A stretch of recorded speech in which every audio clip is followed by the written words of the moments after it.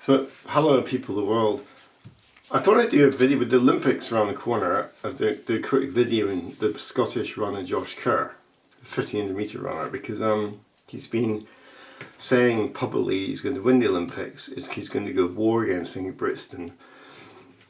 He's been a little bit big-headed, I think, very overinflated ego.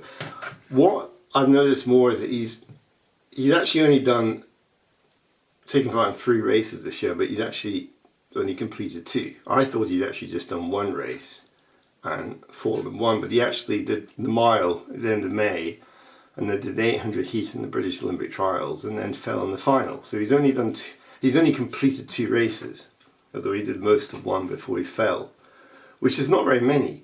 So I thought I'd look up.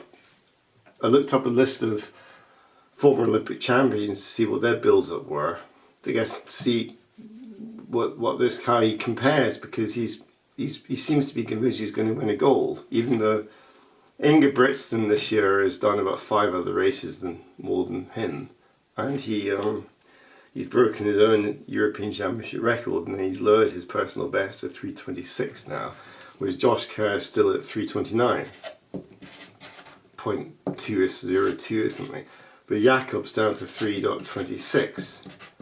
So some 3, I think. So he's not made any efforts to improve this summer at all. 15 metres is not quite the same as a mile. Anyway, so I had to read, my battery ran out, so this is all written out, but I'll go through it. So basically, compared to Josh Kerr, Sebastian Cohen, both his victories in 1980, these are all from the end of May, what they run. So he did 5 races, 5,003, 800, 400 and the 1,000 metre world record. In 84 he did 5 races in the build-up from the end of May.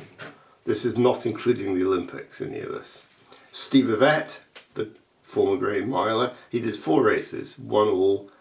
Sebco also won all of these. 2 of them were world records, 1 at a mile, 1 at 1500.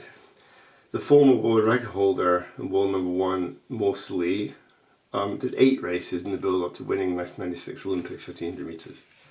Vauban Rodal did 8 races in the build-up to winning the 800 metres in 1996, over 4 and 800 metres. He did 8 of them. Heidi Gabriel Selassie, he did 2 leading up to 1996 Olympic 10,000 metre title, and he did 4 leading up to the Millennium 10,000 metre title. Joachim Cruz, he actually only did 3 leading up to his 800 metre win in 1984. Bekele, Kenenisa Bekele, he did 4 leading up to each of those Olympic wins over 5. And one of them was at 5:10k, the other one was at 10. This guy I can't pronounce, but he did 4 leading up to his win in 2012, 1500 metres. Peter Rono, he actually ran 9 leading up to his 88 win. So I don't think he was expected to win by anyone. Cram had lost confidence, I heard him saying that, but he wasn't expected to win it, but he did win. But he did 9. John Walker, the 76 Olympic champion at 1500, did 4.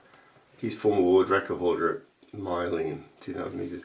Alberto Durantorena did 7 in lead up to his 800 metre Olympic. He won the 400 and 800 in 1976, but he did 7 races in the build-up.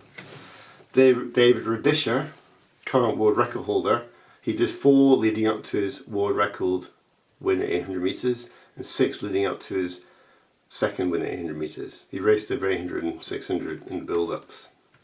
And Fermin Cacho, the Spanish 1992 Olympic 1500 metre champion, apparently did only 1. It's possible this is not correct, because I'm not sure all data is on the World Athletics website, but because I only think that because of one of Steve Cram's races on YouTube from the Moscow World Cup in 1985, that's not mentioned on his World Athletics website. But I don't know, I mean, I'm surprised he only did 1, but maybe he did, but he won it, whatever he did, that seems surprising. Anyway, based on this, I've done a probability calculation. So there's a total of, there are 17 races here. There's 1, 2, 3, 4, 5, 6, 7, 8, 9, 10, 11, 12, 13 athletes. But you got 1, 2, 3, 4, 5, 6, 7, 8, 9, 10, 11, 12, 13, 14, 15, 16, 17. So 17 Olympic finals, and how many of these athletes had 3 or less race build-ups? 3 or less races in the build-up. There's 3. So you got 1, Haile Gebrselassie, Joachim Cruz, and Fermin Katcher. Okay? The rest are all above 3.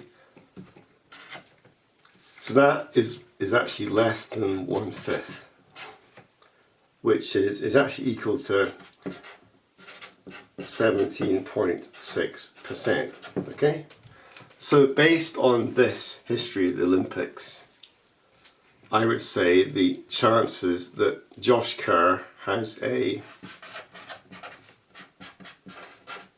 less than 20% chance of winning the gold.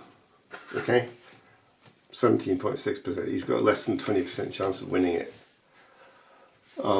I think at the same stage in Seb's career, he was a superior athlete to Josh Kerr. He set a lot more world records, and I think he's a better runner. Also, his I think he did a 143. Did he do? No, that's that. He did a 143 then. He did a 140. He's world record holder at 800 meters anyway in this, but in 84 he done 143. I think Josh Kerr has a less than 20% chance of winning it based on this, which is a little bit surprising. But I'd actually thought originally, because I thought he'd only done 2 races this whole year and one of them he'd fallen in, that he wouldn't definitely would not win. But actually, I'm surprised he only did 2. I do vaguely remember that season. I suppose it seemed like he was doing very well, but he probably ran quite fast beforehand. Maybe not all the records. He was very dominant in the races. I didn't follow him at all when I was young. Fermin Katcher, I've absolutely no memory of the build-up of that at all. I remember him winning, but I wasn't following him. But yeah, he was very dominant anyway. His wins, he's often tens of meters ahead, like 50 meters ahead of anybody else, so it maybe seemed like he'd done more, but 2 only. So, but a lot of these other people did 8, 9, 7, 6. So yeah, I think Josh has got a less than 20% chance of winning based on this analysis.